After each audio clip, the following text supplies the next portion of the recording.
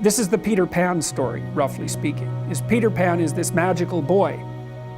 Pan is the god of everything, roughly speaking, right? And so it's not an accident that he has the name Pan.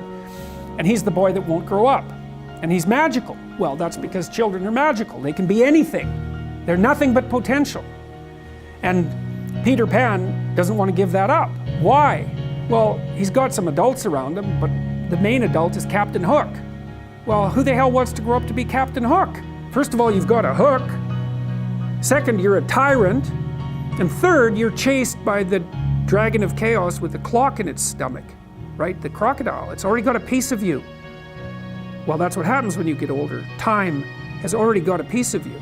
And eventually, it's got a taste for you. And eventually, it's going to eat you. And so Hook is so traumatized by that he can't help but be a tyrant.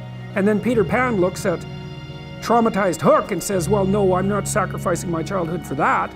So that's fine, except he ends up king of the Lost Boys. In Neverland, well, Neverland doesn't exist, and who the hell wants to be king of the Lost Boys?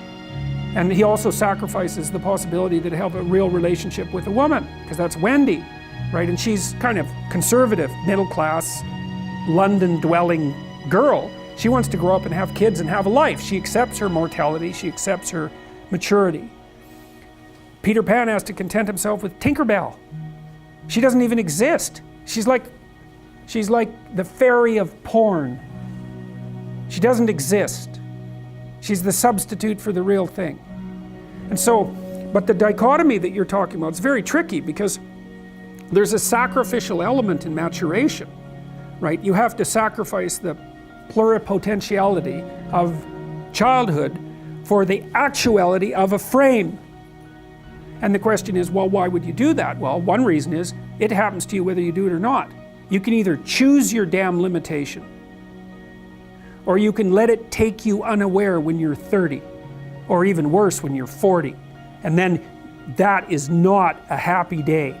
And I see people like this, and I think it's more and more common in our culture because people can put off maturity without suffering an immediate penalty. But all that happens is the penalty accrues, and then when it finally hits, it just wallops you, because when you're 25, you can be an idiot. It's no problem.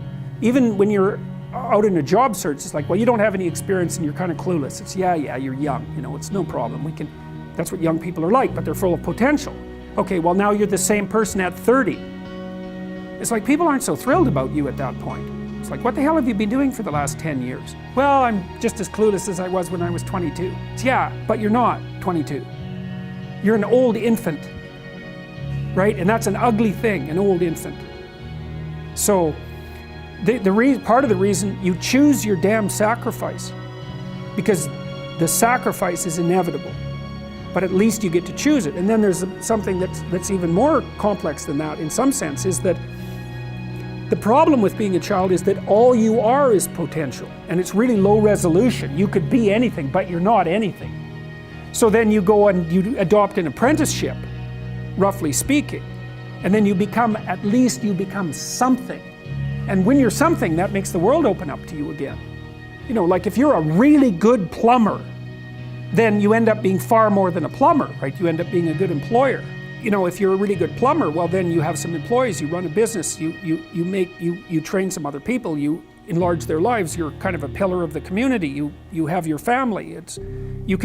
Once you pass through that narrow training period, which narrows you and constricts you and develops you at the same time, then you can come out the other end with a bunch of new possibility at hand. And Jung talked about that. He thought that part of the proper path of development in the last half of life was to rediscover the child that you left behind as you were apprenticing. And so then you get to be something and regain that potential at the same time. Very, very smart. Well, he was very, very smart, so that's very wise thing to know. So, yeah, sacrifice. We'll talk more about that too. You get to pick your damn sacrifice. That's all. You don't get to not make one. So you're sacrificial whether you want to be or not. You write in the book, there is no faith and no courage and no sacrifice in doing what is expedient. What do you say to those viewers that don't pursue their dreams and are locked in their careers because they are too afraid to take risks and pursue something meaningful? Well, the first thing I would say is, well, you should be afraid of taking risks and pursuing something meaningful. But you should be more afraid of staying where you are if it's making you miserable. It's like the first thing you want to do is dispense with the idea that you get to have any permanent security outside of your ability to contend and adapt. It's the same issue with children. It's like you're paying a price by sitting there being miserable. And you might say, well, the devil I know is better than the one I don't. It's like, don't be so sure of that. The clock is ticking. Yeah, And if you're miserable in your job now and you change nothing, in 5 years you'll be much more miserable and you'll be a lot older. But isn't it a luxury to pursue what is meaningful? Our viewers have mortgages, they have children, they have payments and loans. It's a luxury to pursue because we lack the resources. Well, I don't remember now, I'm not talking about what makes you happy. It's a luxury to pursue what makes you happy. It's a moral obligation to pursue what you find meaningful. And that doesn't mean it's easy. It might require sacrifice.